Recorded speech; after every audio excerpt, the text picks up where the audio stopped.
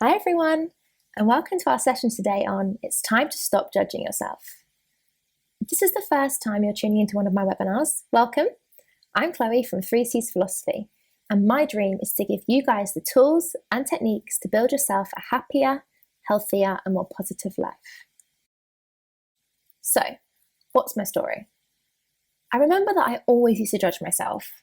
I'd have a conversation with someone, and then after the conversation, possibly even hours later, I'd be thinking, oh, why did I say that? I should have said this. And it just got to the point where it was happening all the time. And because of it, I lost all my confidence and self-esteem and ended up getting depression. Now, what I realized was that the reason I had low self-esteem was because I was constantly judging myself and knocking myself when actually what I thought I'd done wrong didn't really matter or make a difference at all. I want to share with you guys the approach that I applied in my life because I know it works. I discovered a proven way to challenge my thoughts and stop judging myself.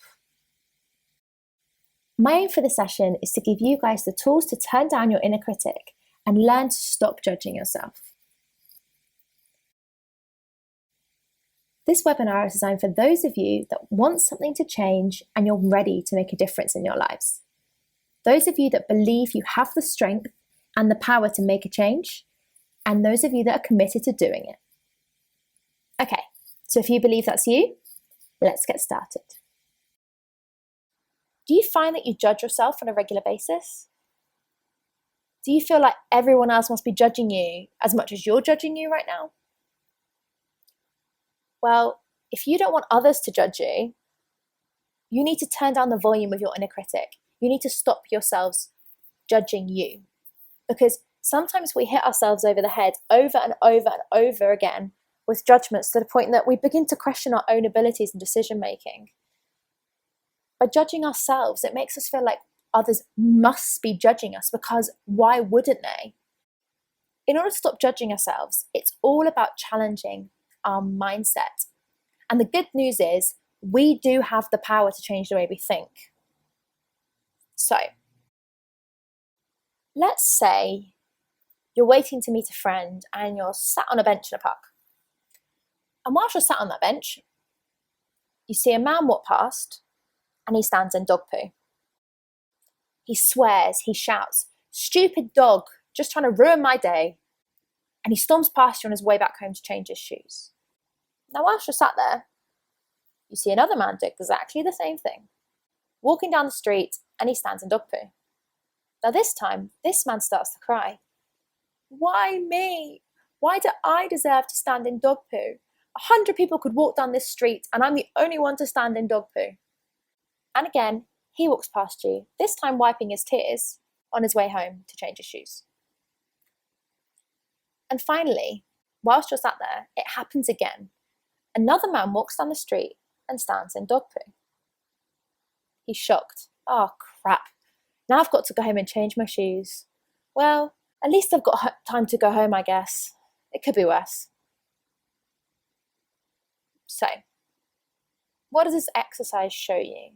Now, that's 3 men going through the exact same situation, but yet they act completely differently, all because of their mindset.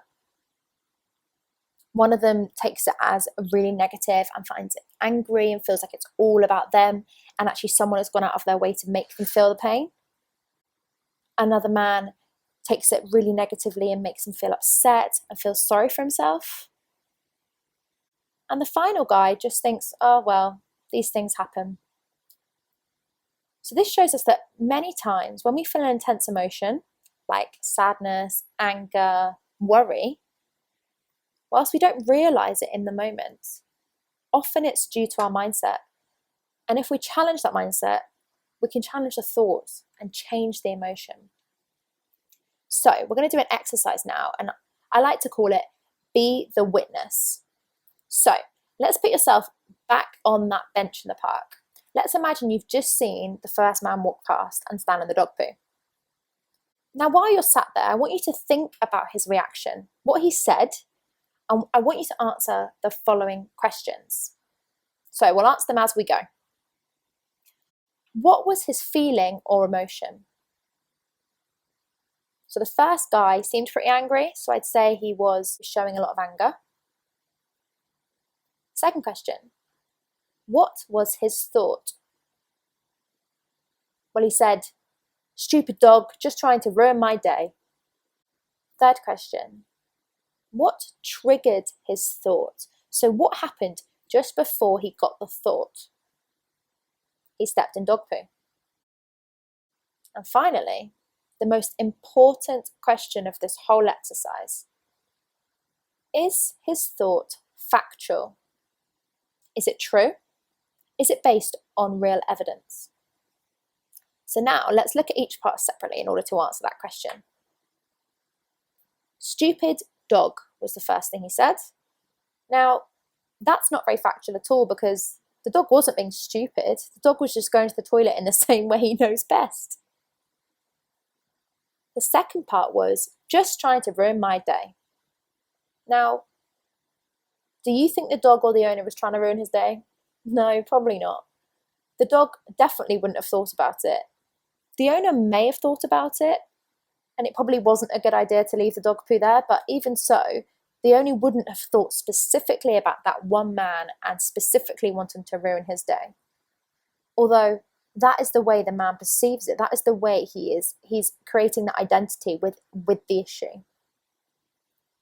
So what this shows us is that whilst the feeling and emotion of anger was so real with that man, it was created on wrong, untrue information, which created a negative mindset and made him feel like it was a personal attack on him, which it probably wasn't. So, what I'd like you to do now is do the same, but this time for the second man, and answer the same questions. And then we'll move on to the next step. So you've answered the questions, so let's go through it. So question number 1, what was his feeling or emotion? I'd say sadness, disappointment, perhaps. Number 2, what was his thought? Well, he said, "Why me? Why do I deserve to stand in dog poo? 100 people could walk down this street and I'm the only one that stands in dog poo." What triggered his thought? What happened just before he got the thought? He stepped in dog poo. And fourth, most important question of all, is his thought factual? Why me? Why do I deserve to stand in dog poo? Well, what evidence does he have that he deserves to stand in dog poo? He doesn't. He's assuming that he deserves to stand in dog poo, but it's not factual. What evidence does he have that 100 people walk down that street? He's not. He's overgeneralizing and he's exaggerating. And when he says, "And I'm the only one to stand in dog poo," well, we know he's not the only one because we've just watched another man stand in the dog poo before and another man afterwards. So once again, whilst his feeling of emotion of sadness was so real and painful, it was again created on wrong and untrue information, which made him feel sorry for himself, feel like he was disadvantaged. This is a simple example, but you can apply these same questions to any situation for yourself.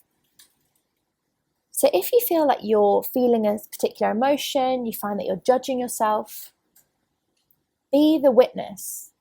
Step out of the conversation that you're having with yourself and apply the same principle that you did when you watched the guys standing in the dog poo.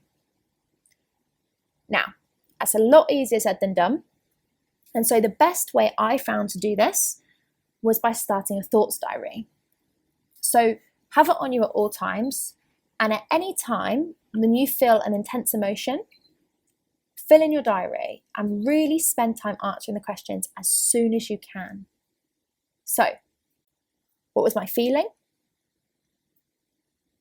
What was my thought? Be as detailed and literal as possible, as if you were going to explain it to a complete stranger, someone that wasn't in your head. What triggered my thought? What happened just before I got the thought? Now that is usually the hardest thing to distinguish, because when you're writing in your thought diary, you're still really in the moment and actually trying to step back and think about what actually happened to get you angry, you still have a lot of emotion attached to it. Is it factual?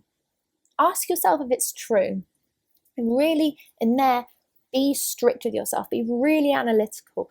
Imagine that you're the FBI and you're trying to dice up that situation to really prove as to whether it was true or not. Okay. So, guys, I'd recommend that you start that thoughts diary and start that as soon as possible, because I promise you, the minute you start writing down your thoughts and your feelings and challenging them, you will start realizing that it was the mindset you're in. Because what you might then do is hours later, when you're feeling better, you may look back over it and you'll be thinking, well, actually, what was my thought? It's all about me. And then you'll look at your facts and think, actually, it wasn't all about me.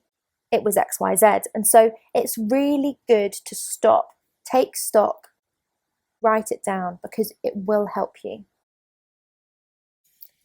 Okay, and that brings us to the end of the session today. So you have the power to take control of your thoughts and challenge your mindset. I really hope you've all found this session useful today and beneficial in your wellbeing journey. Thank you so much for your time. I hope you've all enjoyed it as much as I have.